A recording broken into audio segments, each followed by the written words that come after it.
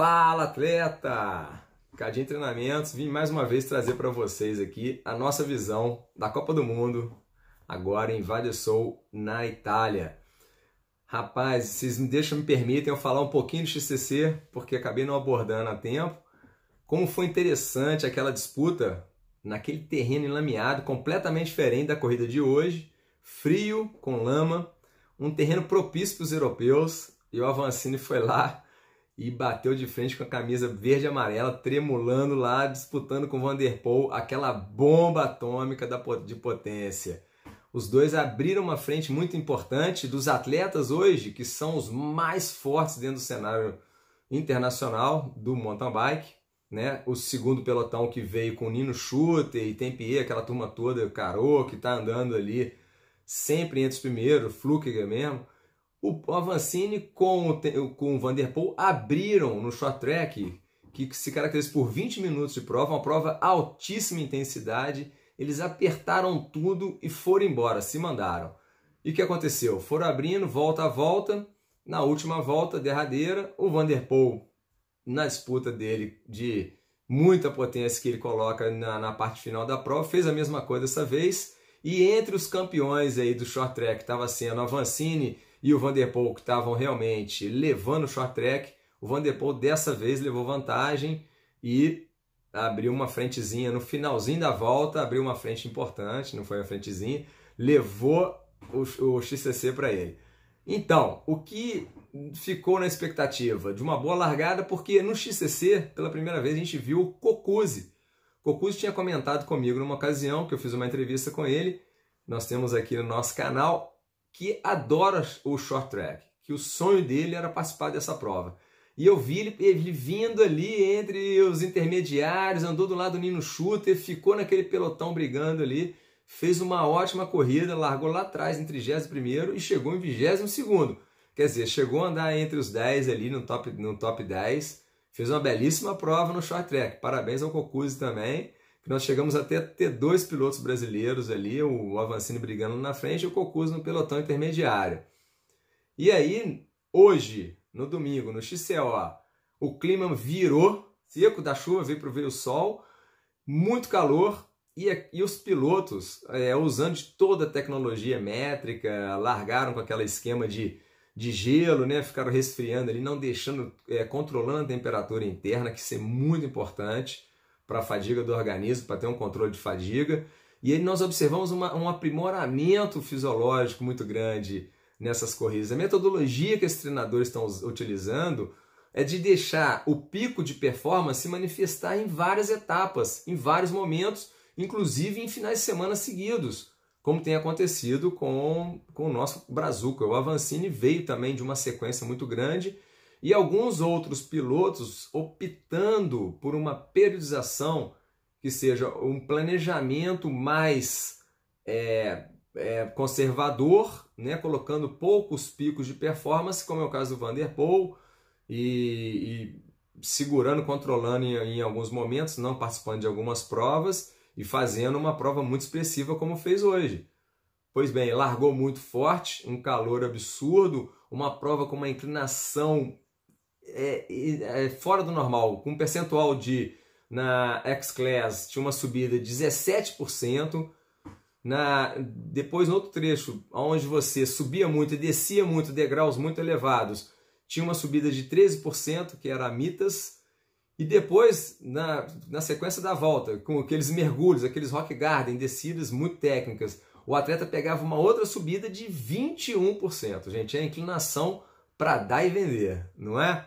E aí, a gente observou que desde a primeira volta, o Avancini se posicionou na frente, ficou entre os primeiros lugares ali, querendo resolver, como ele sempre faz, querendo ditar o ritmo da prova. E o Coccuzzi também aparecendo entre os 10 primeiros. Então a prova estava um final de semana perfeito brasileiro. Só que aí veio aquela disputa, na primeira volta a volta estava muito grande, e aí Van der Poel, Nino e Avancini fizeram um trio ali que puxaram a frente da primeira volta, dominaram essa primeira volta. Já na segunda volta entrou um outro elemento que foi o Flückiger, apareceu e o trio conseguiu colocar 16 segundos com a Avancini, estava todo mundo junto ali. Aí o Cash Bauer também encostou na segunda volta e o Tempier francês veio seguindo a distância. Que era o francês, era o único piloto, observação, correndo de rasteio. Então ele correndo com a bike rígida, naquela pista cheio de degraus, cheio de pedra, tentando levar alguma vantagem. Mas, enfim, nós estamos observando uma tendência muito grande, a FUA está mais presente na Copa do Mundo, o maior número de pilotos utilizando da FUA. Hoje é uma bike muito leve e, né, absorve aquele impacto todo.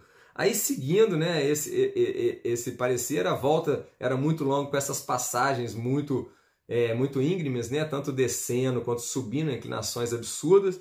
Aí você via que a disputa começava a se concentrar e abria uns intervalos muito grandes. Porque não tinha tempo do atleta, não tinha muito período de plano, nem muito período de o atleta gerar potência e ganhar velocidade. Eles estavam fazendo isso numa trilha subindo.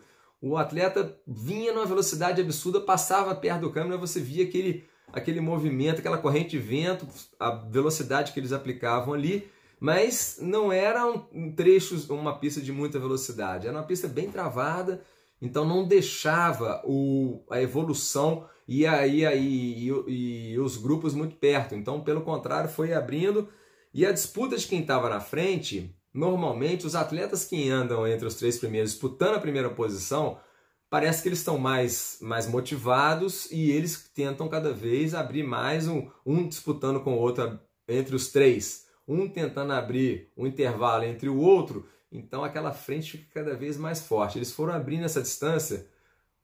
O Flukiger, Van der Poel e Nino, do 4º lugar, que era o Avancini, eles foram colocando 10, 20 segundos, 30, já estava na 4ª volta, já estava 47 segundos de frente os primeiros lugares do 4º lugar. Então eles chegaram a colocar no final da 4ª volta mais de 1 minuto em cima do Avancini, que já recebeu um outro pelotão que encostou nele, dois irmãos italianos do Brador, os 2 Bradors com mais o Tempier vieram junto com o Avancini, e o Avancini depois deu um espalha-bolim, teve um que teve um problema técnico de corrente nessa mesma 4ª volta, e na 5ª volta eles já começaram a se diluir, o Avancini deu uma tacada, o Brador também deu uma tacada, o Avancini errou numa descidinha, desclipou o pedal, aí o Tempier colou, chegou mais perto dele, eles foram andando mais próximos, mas depois o Avancini e o Brador também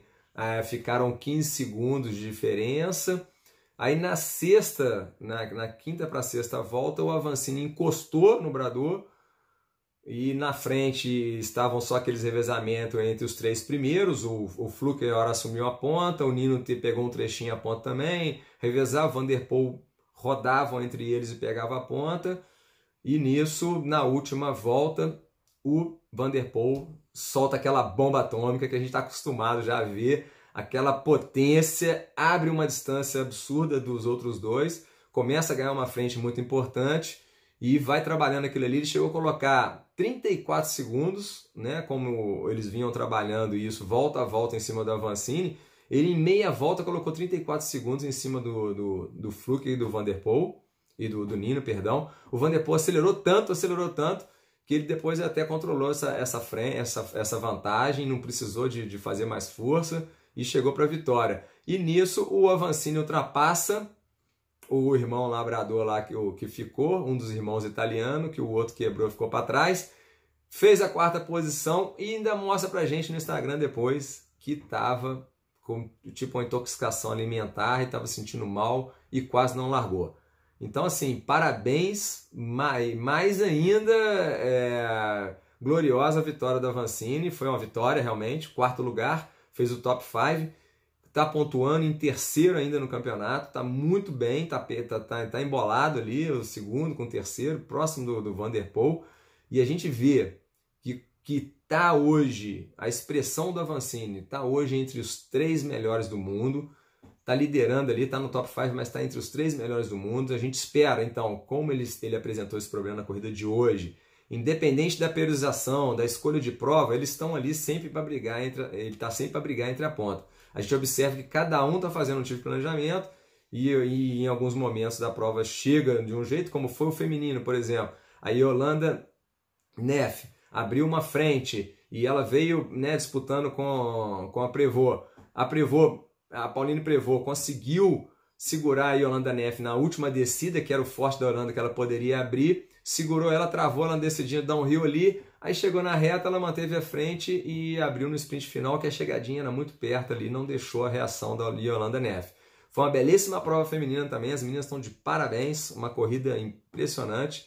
A campeã olímpica Jenny Schiesvers, a Jenny, que é o nome da minha mãe, é uma grande atleta também até hoje, com quase 80 anos. Ela fez uma provaça, né? Todas as atletas ficam satisfeitas porque viram que ela, né, se livrou bem da depressão e é uma atleta hoje aí de expressão no cenário feminino, no mountain bike feminino. A Kate Courtney, que a gente ficou meio na dúvida por causa dessa questão da priorização, qual que é a prioridade, quem está fazendo o pico de performance aonde, onde vai ser a carga colocada. Os treinadores, eu acho que estão tendo um grande trabalho, mas estão fazendo um belo trabalho. Todos eles estão de parabéns porque estão colocando os atletas em condições muito boas. A Kate Courtney, exceção hoje, que ela figurou lá para trás do 14º lugar, acho que ela chegou em 17º, não sei bem, mas ela parece que ela está realmente com as pernas pesadas, está cansada da temporada, ou está fazendo uma carga muito forte nesse período, ou está, né, carregando a bandeirinha de campeã mundial no peito, né, carregando a camisa do arco-íris. Bem, é isso, a prova feminina foi belíssima também. A Vancini, um alívio para a gente saber que ele estava doente, porque a gente ficou todo mundo muito preocupado com esse declínio dele no meio da prova, já que ele estava ali sempre brigando com aqueles três que chegaram na frente, tanto o Fluke quanto o Nino e o Van der Poel. O Fluke até na última corrida ficou muito para trás, nas últimas duas não figurou entre eles ali. E o Avancini está mostrando muita força. Coccuzzi ficou entre os 10 primeiros, depois quebrou, né? Ficou brigando ali, não chegou a aparecer até ao lado do Nino na prova. Eu até falei, nossa, dessa vez hoje nós vamos ficar, né, com a mão cheia. 2 brasileiros ali brigando entre os 3 primeiros.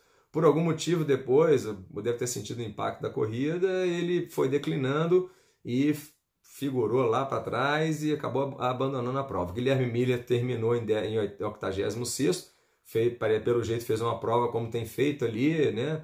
Figurando ali, né, nessa posição, parece estar ganhando uma ótima experiência para esse ano, muito bom o Brasil hoje se empolgando e tendo essa referência do Avancini. Vamos aguardar na Suíça semana que vem como será, né, a prova dos brasileiros e como que o Avancini vai voltar melhor recuperado aí desse período aí que ele passou, desse mal-estar, e todos nós estaremos torcendo daqui, mais uma vez, ok?